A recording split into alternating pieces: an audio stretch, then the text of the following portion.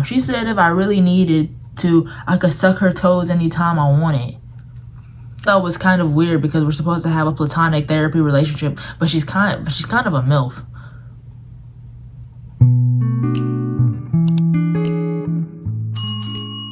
What it do, Double D crew? Alright, today I thought it would be fun to read some like Reddit confessions and then rank them on a tier list. So the first tier is, you're the victim, you're innocent.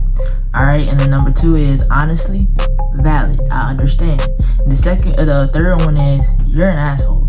The fourth one is, 911, yes, hello. That's like, I'm calling the cops on you, like, hello?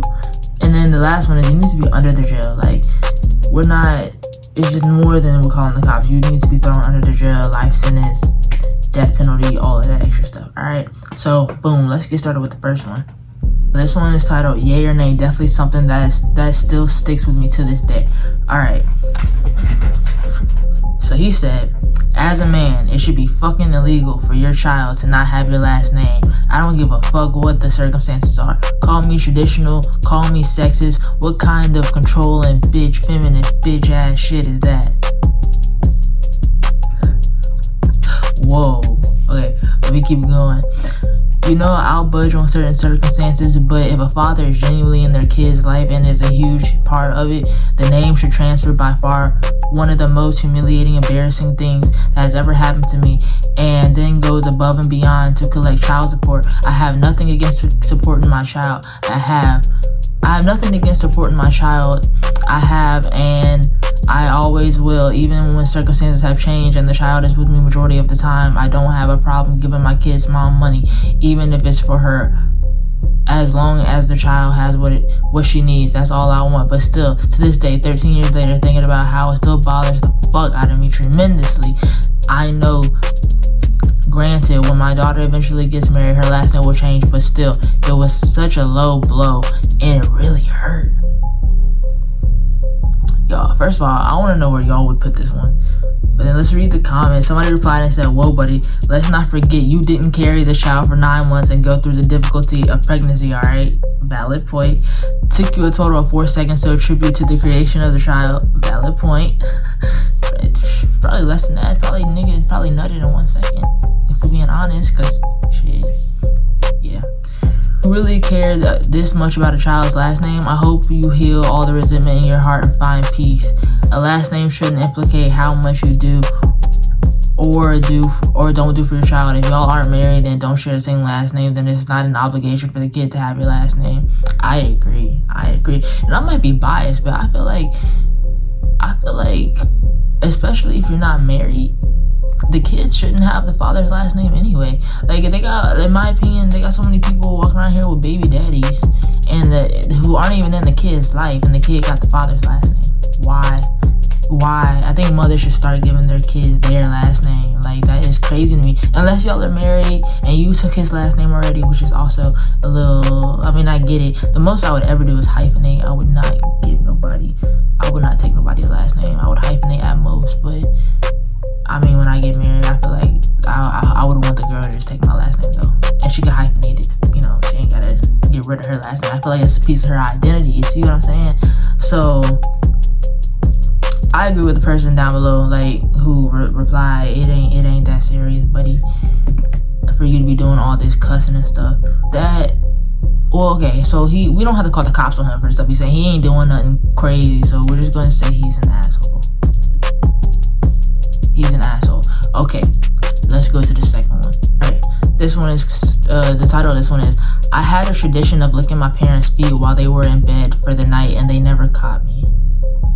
Before we even read this, I already got so many questions. Number one, why were you licking your parents' feet?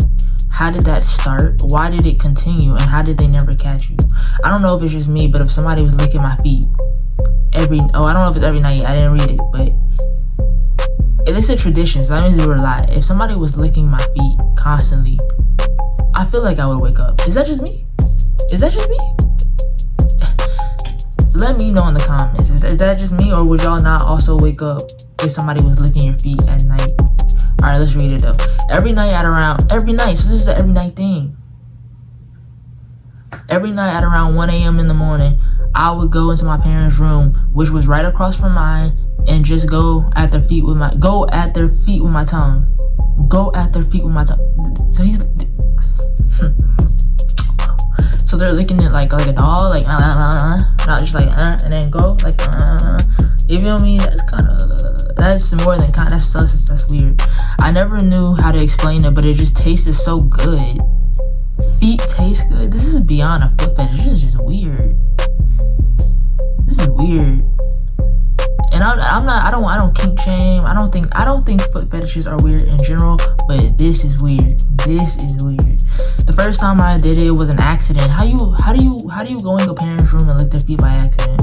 But now it's an addiction. I'm going off to college soon. Oh, so they're like at least 18. Okay, that's weird. I'm going off to college soon. I'm afraid that I'm going to have to cold turkey with the feet licking. I hope so.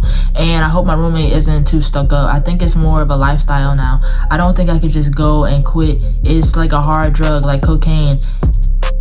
That's the only way I can describe it. I thought I was an absolute freak until I told my therapist about it. She says that her kids do it as well, but she doesn't want her kids to find out that she knows because she thinks it's a comfort thing. This can't be real. No therapist is letting their kids lick their feet. That's weird. A therapist of all people should stop that. This cannot be real. She said if I really needed to, She said if I really needed to, I could suck her toes anytime I wanted. That was kind of weird because we're supposed to have a platonic therapy relationship, but she's kind of a MILF. If y'all know me of all people. We love a good MILF. We love a good older woman. We love a good MILF. But that's weird. Even me, a MILF lover, would not I'd be weirded out when my therapist said that, because that's weird. You should be telling me to stop licking people's feet, not offering me your feet to lick. Bro. But she's kind of a MILF. So is my mom. I guess that's where this all started. I just wanted to be closer to her in a more not platonic way. So I guess that's all I can say about my therapist is now my girlfriend. Let's just say we've gone pretty far. She says since I'm going away to college, she can FaceTime me her feet. We can get a prosthetic of her feet at the flavor, so add the flavor so I can suck it there. It does come off weird, but don't judge till you try. First of all, nigga, I'm not trying that shit. Second of all, it is weird and I am judging. I'm listening and I'm judging. We listen and we judge. This is weird. This can't be real because first of all, are we gonna skip past the incest part where they said they wanted to be closer to their mom in more of a not platonic way? And his mom is a MILF and that's how he got into it. And then his therapist is a MILF because I don't know if they got mommy issues or what. That is weird. That's weird. So how would y'all rank this one? Considering that it involves incest and dating your therapist, which is like you're not supposed to do that. 911, yes, hello. I don't think they should be thrown under the jail necessarily, but we definitely need to make a call to the police to get this person locked up. So that goes under 911, yes, hello, because that was actually insane. All right, let's go to the next one. Uncle was a little touchy with me, and this extended to other family members. Aw, shit. Trigger warning. I don't know how detailed they gonna get into it, but I'm probably, I think you know where this is probably going. I was born in 1999, female. From an age I don't remember until 2008, my father's younger brother molested me. He would call me and initiate sexual touching acts until he started to penetrate me. Oh my gosh. I think, without even reading this, I think I already know where we're gonna put this one. This went on for years and I remember I didn't want this. I remember I didn't want what was happening. It got to the point where my uncle would let his friends do the same things he did to me. So because I had gotten used to this new normal way of doing things, I just incorporated it to my life and never complained to anyone. At some point, we visited another relative of ours, and there was a cousin of mine whom I initiated into doing what was done to me. I knew what I was doing was wrong, but I couldn't stop. This was only a once act. Then my other cousin came home and I initiated again because I thought it was something I was used to being done to me. This made me have the upper hand. I would control how far everything went, of which not so far. And these people were younger than me, but all not more than 3 years. I eventually stopped doing this after these two cousins, and I blocked these occurrences out of my mind. The second cousin came to me in 2021 and said that he remembered. At first I had blocked everything out. I couldn't remember anything, but when But then with time, everything started to come back to me. My own abuse and how I was abused. I felt so ashamed of myself. My cousin actually talks to me and I want to apologize to him. This is making me feel like I have no right to talk about my own abuse because I abuse others as well. I don't know how to feel. My uncle pimped me out to his friends and they were way older than me. Then I was to my younger cousins. I feel sick. I'm forever going to be sorry to my cousins. Please help me. What should I do? This one is actually really, really tricky. So at first, like, I was like, oh, your uncle, like, throw him under the jail. You're the victim. And then I kept reading and it's the point where she said she started doing this to her other family members. This is tricky. She's okay. So, and then at the end where she says she feels like she doesn't have a right to talk about her own abuse. This is how I feel. Originally, she was the victim and she was the victim for a long time. So she started off as the victim, but then, like, I know how it works and I know that happens. Like, you know, she admitted that she knew what she was doing was wrong, even though she couldn't control it. So I would say she is the victim, but she also needs help. So I'm gonna put this one in 911 yes hello, because I think we need to call the cops. She needs help. She is the victim. The uncle should be thrown under the jail, but she should also, I feel like, this might be controversial, I don't know, let me know what y'all think. I think she should serve some time before and get some help at the same time. Like, she needs to go to therapy. They need to help her.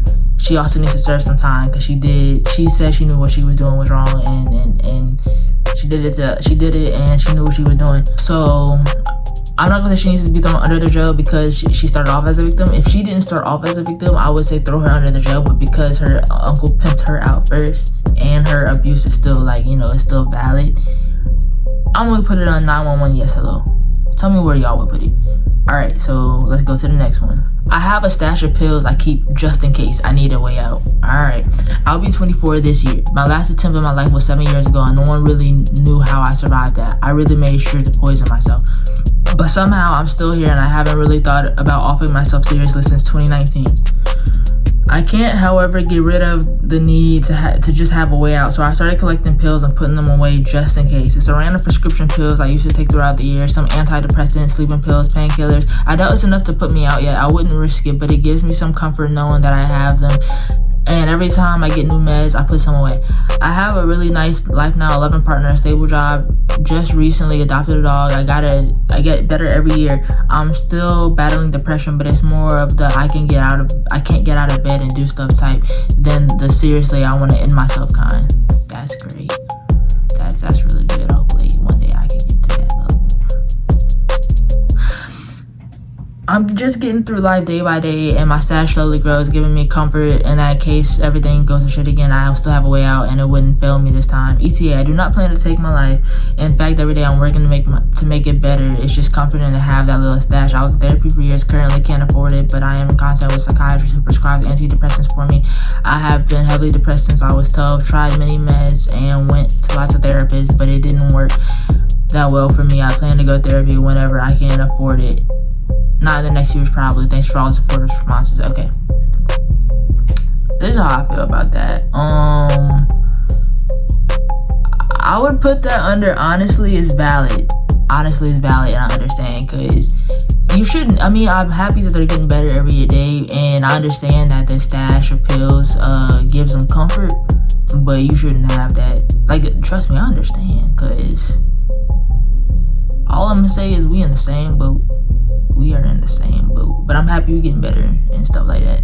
But nah, I wouldn't. That's not good. I'm gonna put them under valid. I understand. So honestly, that's valid. I understand. I get it, but hopefully as your life gets better and better, and hopefully it does, because you don't want to keep getting better and better and then one big thing happens and you take all them pills and then boom, you out after you made so much progress. You see what I'm saying? So I feel like it's valid, but I feel like it's definitely not good. You definitely need to get rid of that, but I understand the comfort it brings you, because twinsies. Alright, next one. Let's go to our next one. I poisoned my school teacher's coffee in 8th grade. Okay, we didn't read it yet, but this one might be valid. I don't know yet. At first I was like, oh no, you need to be under the jail. But then I'm like, it might be valid. Let's read it, because you know, some teachers are assholes. There isn't much to the story. She left her coffee mug in the art room. She was my art teacher, and I squeezed like half-ish of Lysol wiping her coffee when she wasn't looking. She was bitchy and she did not like children. But children, especially 8th grade age, are difficult to deal with. I don't remember her particularly doing anything to me, but teachers at that school were effed up and shit, like, and they should like call me ugly, throw stuff at me, throwing my stuff across the room, scream at the top of their lungs. And other students, this was not an uncommon occurrence. I don't really know how it was allowed. I don't really feel bad for her either. She lived at it. Okay, this is controversial. The I don't feel bad part is more me being edgelord than everything. I mean that I do not still hold a lot of anger and contempt with myself years later for the action because I was 12. Yes, I feel the actions are wrong. Yes, I regret doing it. No, I wouldn't do anything like that again. And I did not currently struggle with violent thoughts or actions towards people. No, I do not have any psychopathic or antisocial disorders, says you disorders. I also realize I do have schizoaffective disorder and grew up with violence in the home. So that's probably a part to play. I don't really know what caused me to act like that except from being a 12-year-old idiot. Edit 2. Also, for anyone not believing that the teachers are effed up, I understand that just because this isn't your experience doesn't mean it doesn't happen. Okay, blah, blah, blah. Okay, I would put this under you're an asshole. I mean, because half a thing of Lysol-ish is not enough to kill anybody. I mean, if it was, I feel like this would definitely be attempted murder. But yeah, I'm between you're an asshole and 911 yes hello, because you did poison your teacher, but also you were just being an asshole. Because the teacher, you said it yourself, that teacher didn't really necessarily do nothing to you specifically. Tell me where y'all put it. I'm gonna put it under you're an asshole, because like they said, they were just like a 12-year-old. They were like a 12-year-old idiot. I'm gonna put them under you're an asshole. Maybe if they were like older, like 16, I would put it under 911 yes hello, because I feel like at 16, I don't know, I feel like the brain is a little bit more developed, and you know, I don't know. I'm gonna put it on you're an asshole. That's I'm gonna keep it at that. All right, y'all, let's jump to the next one. We don't have no victims yet. Oop. Spoke too soon, because look at the title is assaulted on my birthday in my own room struggling. Again, trigger warning. I don't know what they about to say, but I'm sure it's a lie. You can see this paragraph is big as hell. I met this guy on a dating app around Halloween of 2024. That was like 2 months ago. 2 months ago.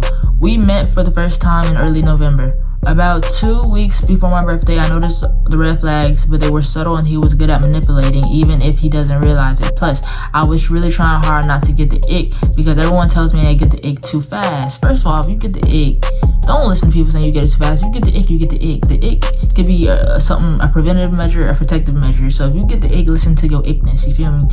Honestly, I was just ignoring my gut feelings through. See, you don't never ignore your gut feeling. Anyways, he came over on my birthday, kind of invited himself to be honest, because he couldn't make it to my birthday party. It was 3 days after. This was only the second time we had met in person and we weren't official yet. We kissed on the first date, but that was the furthest things had gone. So down in my room on my birthday, we were watching a movie and talking. He was hardly listening as usual, I noticed, and he suddenly grabbed me and pulled me down onto him. He started to kiss me and grab my butt really hard.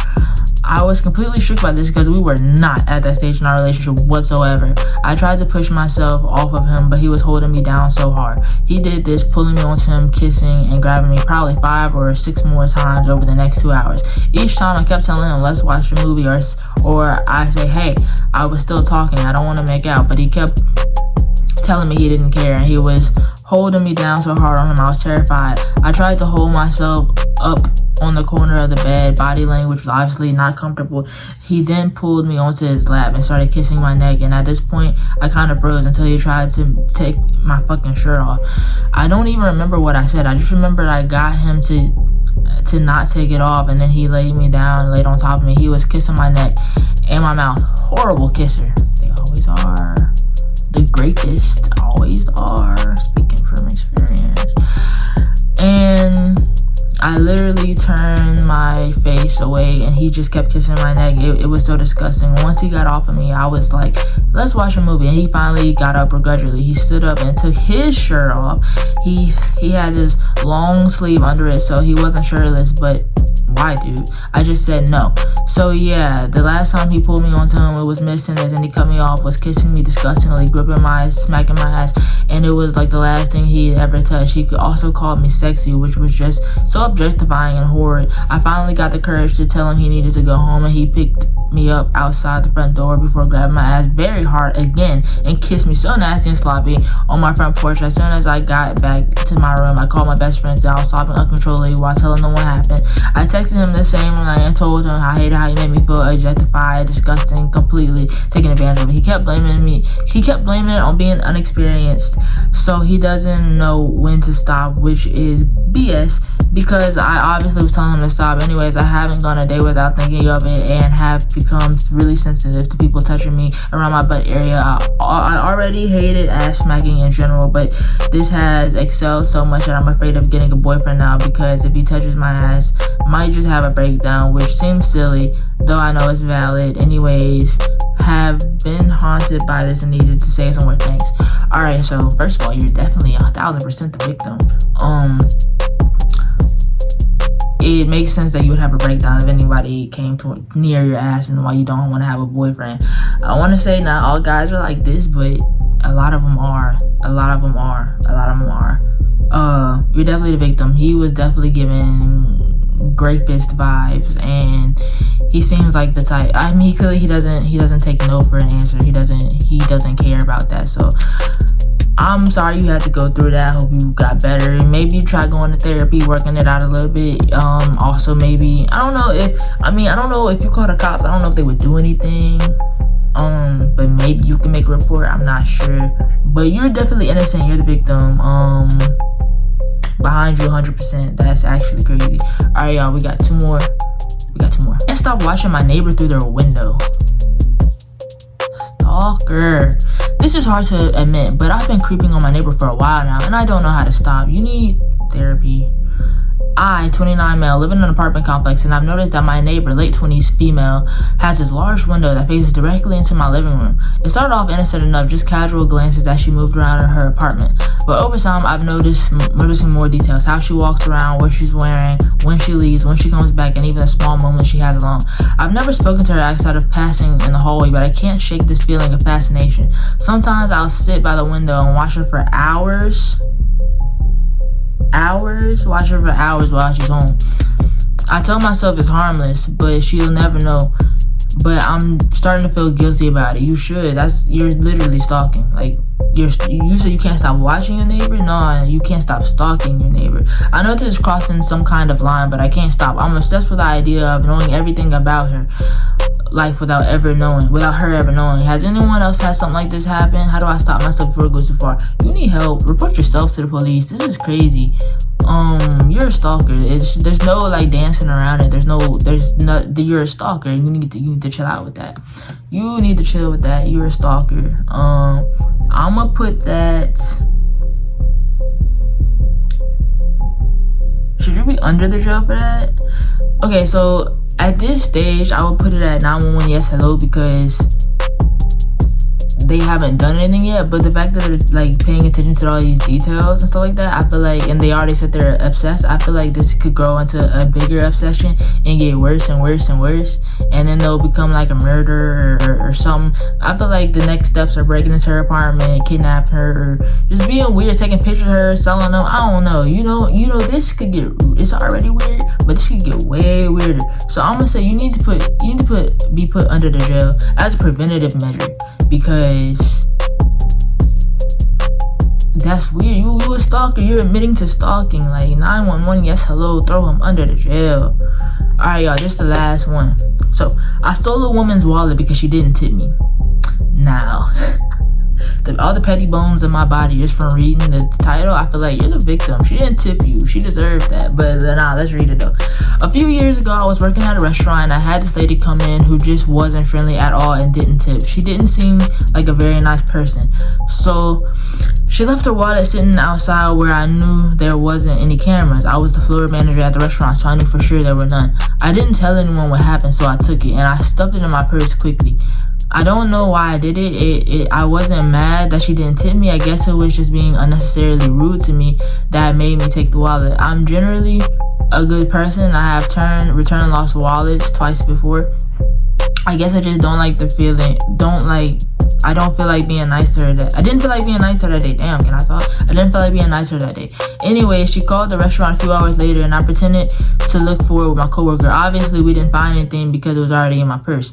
We took down the number in case we ever find it, and I went home and I forgot about it. Inside was $200, a few gift cards, and I don't have the balls to use, and some prayer cards. The wallet itself was ugly, so I threw it away, along with the driver's license and credit cards and everything. I wasn't dumb enough to use those. It's been on my mind tonight because I saw her again recently. Although she didn't recognize me, I recognized her because she went to school with me and a few grades above.